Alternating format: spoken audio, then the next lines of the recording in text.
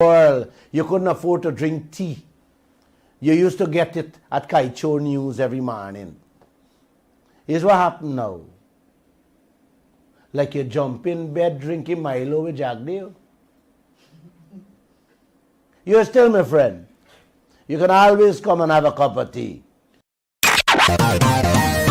Kaieteur Radio, keeping you informed. Demerara and Essequibo 99.1 FM. Burbies 99.5 FM.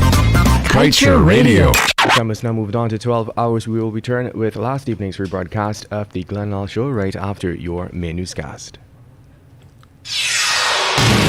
This is the news on top of the hour. Live from our studio in Georgetown. Kaieteur Radio, 99.1 FM.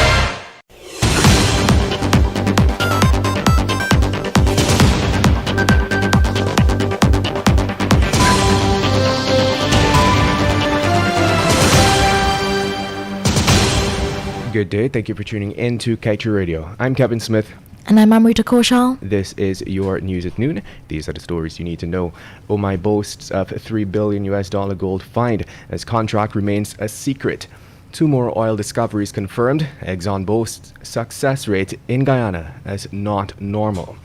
Guyana records 788 new COVID-19 cases in one day. President says situation under control.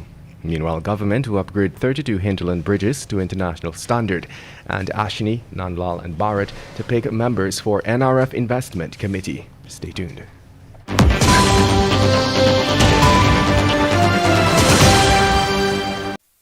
Win big this Christmas with a Digicel Prime bundle. Over $20 million in prizes to be won. The more you chat, watch, share, and dance to your favorite Digicel apps, the more chances you have to win thousands of shade-to-win prizes, including laptops, tablets, smartphones, cash, data, and credit. Enter to win a grand prize of $5,000 a trip for 2, or a Samsung Galaxy S21. We are all winners with guaranteed win days. Play along, buy a Prime bundle in My Digicel to stream and win today with Digicel this Christmas.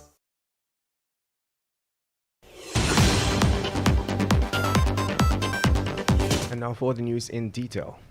Recent appraisal results by OMI Gold Mine suggest that together with Fennel's historical mineral resource and other known deposits in the locale, there is great potential to rebuild OMI into a multi-million ounce project. This, according to President and CEO of OMI Gold Mines Guyana Limited, Elaine Ellingham, who on Tuesday last announced a very significant milestone for OMI Gold, a mineral resource of over 1.6 million ounces of gold. The deposit, she said, was found at its Wenat deposit and gives a very solid base from which to expand the property's total potential gold resources. According to Ellingham, not only is the Wenat deposit open along strike and at depth, it is also located approximately 400 meters south of the past producing Fennel open pit that hosts a significant historical gold mineral resource that also remains open at depth. And we now tell you that Guyana is on track of producing some 340,000 barrels of oil per day, with the announcement that the Liza Unity FPSO is poised to commence production in early 2022. This was announced by Minister of Natural Resources Vikram Bharat as he welcomed the announcement of 2 new oil discoveries made by the ESSO-led consortium. ExxonMobil Guyana President Alastair Routledge, in acknowledging the discoveries, noted that the success rate speaks to the technology the company has. He added that the success rate is not normal, while they remain committed to exploration activities offshore Guyana. And now let's tell you the Guyana Teachers Union said some 65 teachers and 44 students have been tested positive for COVID-19. And as such, it has called on the government to immediately shut down all schools. The union said as well that some 15 schools were forced to close already due to the worsening pandemic here. The government on Monday reopened schools countrywide and has since hailed the move as critical, given lack of educational engagement among students. In a statement issued on Wednesday, the GTUC said positive cases have risen exponentially over these last 3 days in Guyana, especially with the reopening of schools for face-to-face engagement. As a result, the GTU is demanding that all schools be closed immediately so that the Ministry of Health can conduct a proper assessment before advising on the way forward. And we now tell you that Guyana on Wednesday recorded 788 new COVID-19 cases, Minister of Health Dr. Frank Anthony announced.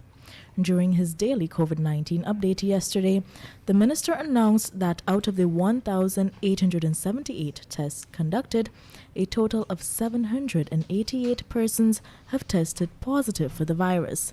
The total active cases in the country now stands at 2,554, with Region 4 having 1,648, Region 6 with 338, Region 3 with 206, Region 9 with 115, and Region 10 with 82.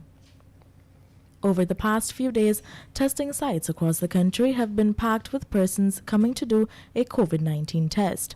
Minister Anthony shared that getting tested just after being exposed might not give a person an accurate result. You're listening to Kaieteur Radio 99.1 and of course 99.5 FM. We will return after the break.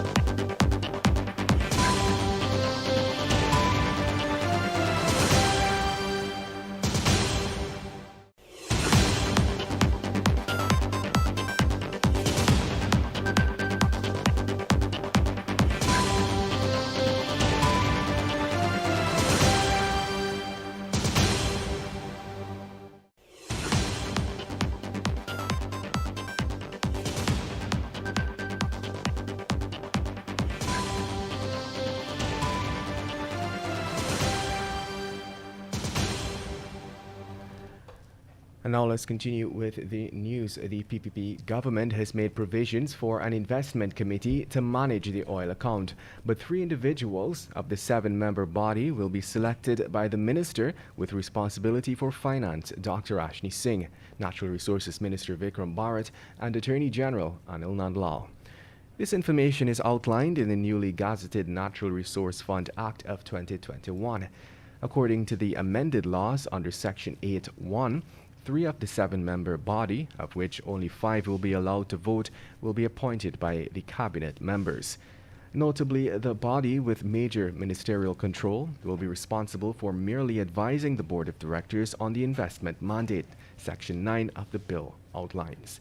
It must be noted that while the investment committee is just tasked with advising the board of directors, it is this group who will determine how the funds generated from oil and gas will be used. Moving on, the Ministry of Public Works will soon be upgrading a total of 32 hinterland bridges to international standards, stretching from Kurupukari to Lethem.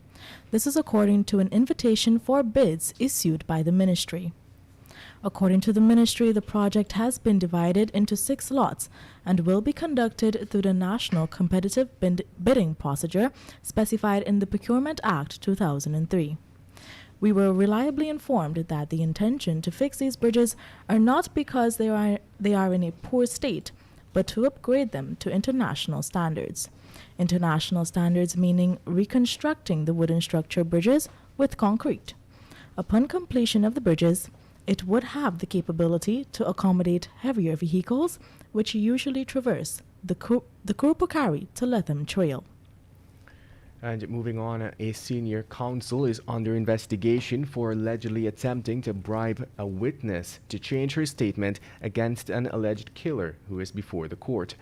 The lawyer is currently representing a man who is accused of fatally stabbing his wife back in December 2016 at her workplace. According to police, the witness to the fatal stabbing claimed that a male relative of the defendant and his lawyer recently offered her a large sum of cash to change the statement she had given to detectives during their investigation. Police have since arrested the male relative and up to press time were in the process of locating the lawyer. The time has now moved on to 12 hours 9. We now head over to debate 7 of the Kaieteur News. Yesterday, the government made it clear that fighting the contagious COVID-19 variant, Omicron, rests entirely in each person's hand. It is imperative that citizens safeguard themselves, wear your mask, sanitize, and whatever else is necessary. We hope citizens are taking note that this tactical approach, which can be applied to their aspects of life, including how we safeguard our nation's wealth so that future generations can benefit. The government will not safeguard your future, so each Guyanese had better wise up, and in a hurry too. And with that, we've come to the end of today's News at Noon. I'm Kevin Smith. And I'm Amrita Koshal. Thank you for listening.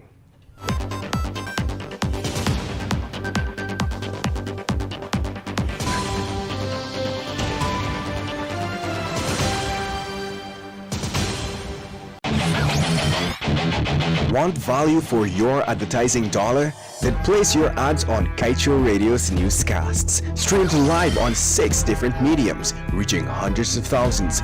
Advertise today